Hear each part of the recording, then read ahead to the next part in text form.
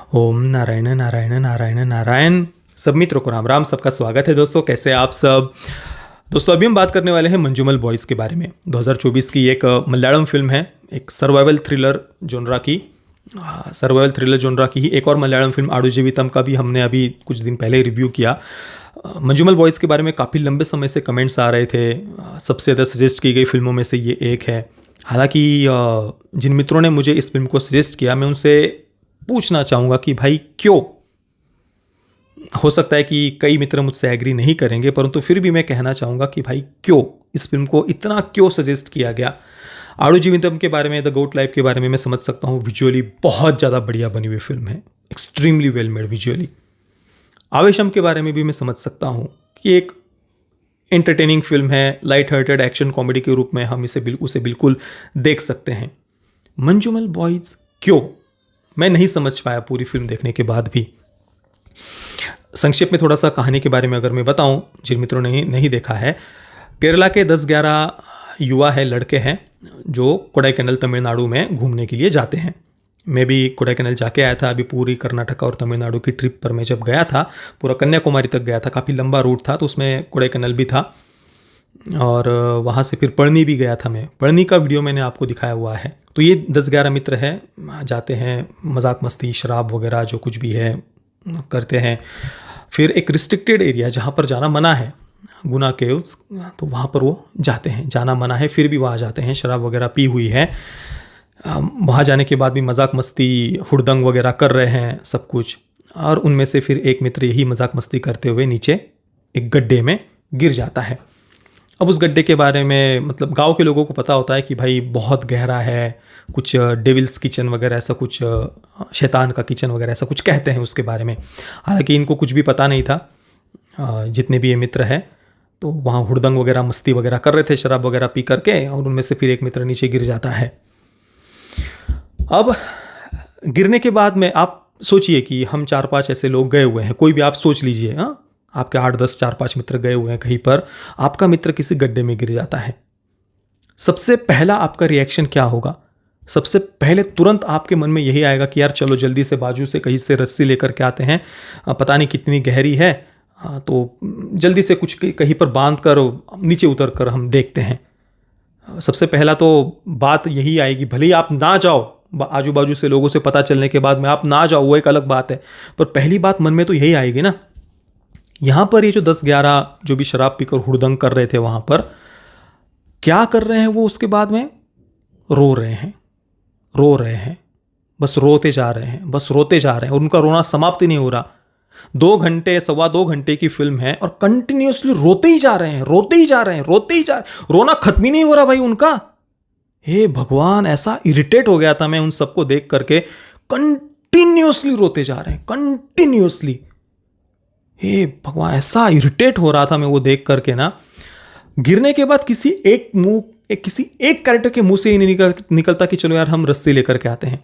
अब सत्य घटना पर बताया जा रहा है, पर अभी ऑब्वियसली डायरेक्टर अपनी क्रिएटिविटी के अनुसार उस घटना को एंटरटेनिंग बनाने के लिए, एंगेजिंग बनाने के लिए अपनी तरफ से वो तरीके से वो कैरेक्टर्स कहानी वगैरह लिखते हैं, डेवलप करते हैं। उस समय क्या हुआ था क्या नहीं पता नहीं।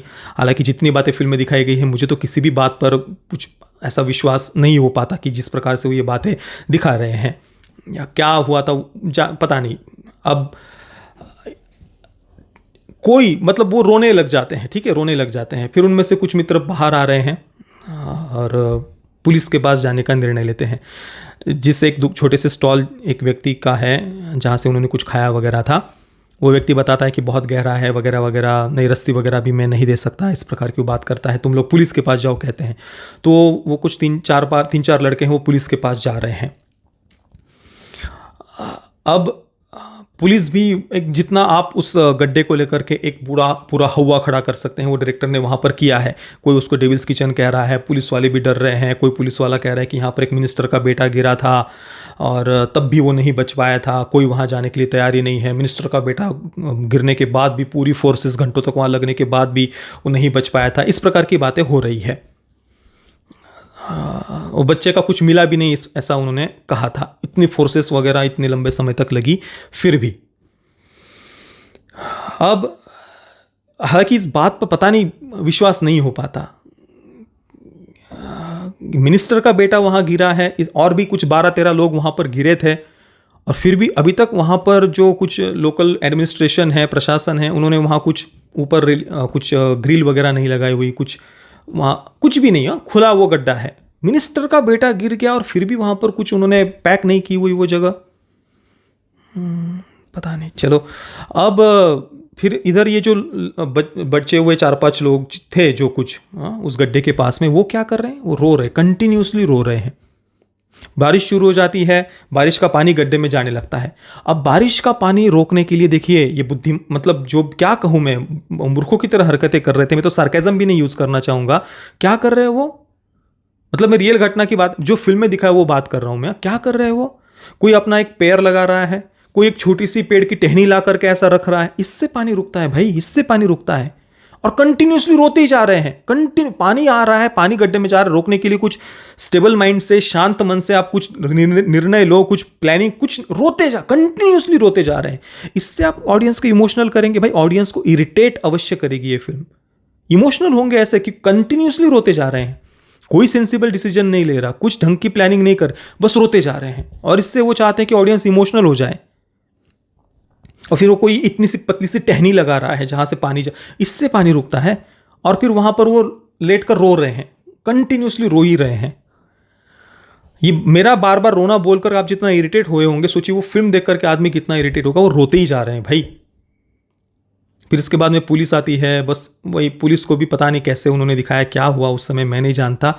पर देखिए भारत में हम हर वर्ष अनगिनत ऐसी घटनाएं टीवी पर देखते हैं। कहीं पर बहुत गहरे ऐसे पतले बोरवेल में कोई बच्चा फंस जाता है, बच्चा गिर जाता है, बोरवेल में हो या किसी भूकंप जैसी त्रासदी की जगह पर बहुत बड़ी बड़ी बिल्डिंगें जहां गिर जाती है, उसके नीचे मलबे में दबे हुए लोग, हमारी NDRF की टीम, सिक्योरिटी फोर्सेस घंटों घंटों तक, कई कई दिनों तक वहां से लोगों को रेस्क्यू करने के लिए अपनी मेहनत करते हैं, जान दांव पर लगाते हैं।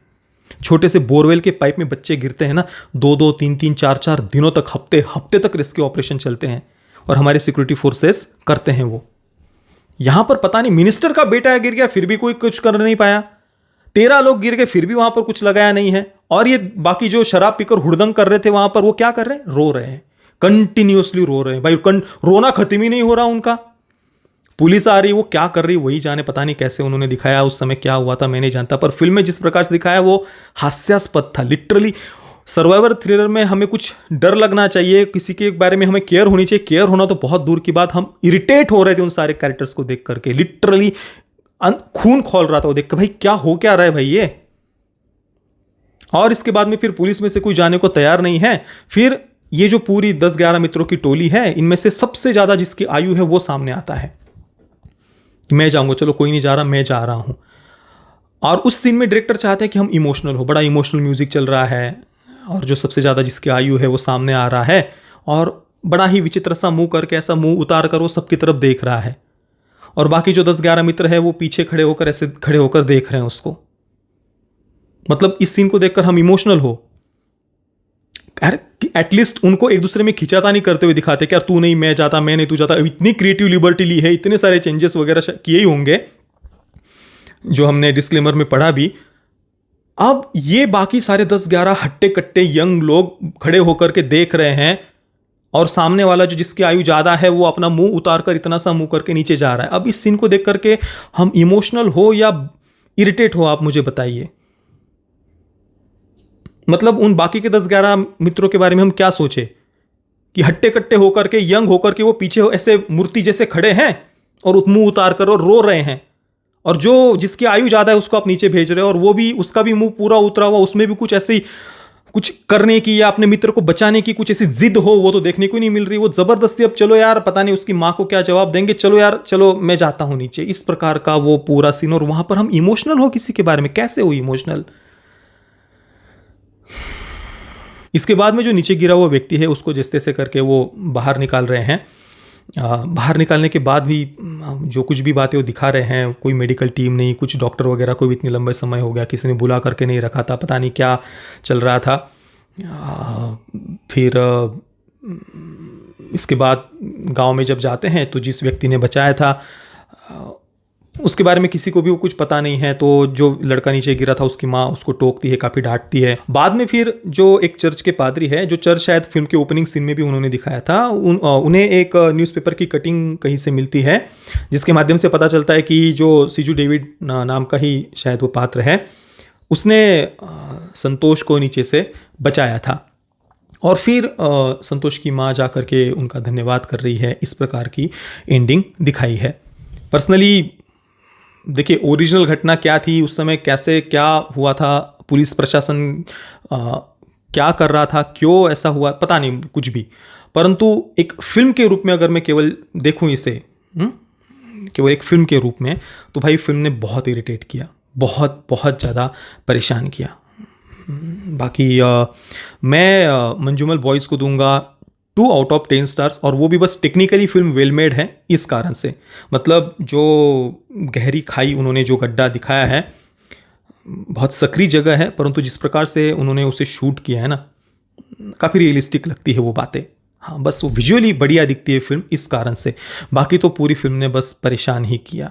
और परफॉर्मेंसेस की भी बात करूँ तो भाई कंटिन्यूसली वो कैरेक्टर्स रो रहे थे, तो भाई मैं तो किसी भी कैरेक्टर के साथ ना कनेक्ट हो पाया, ना ही नहीं आया भाई पसंद मुझे कुछ भी।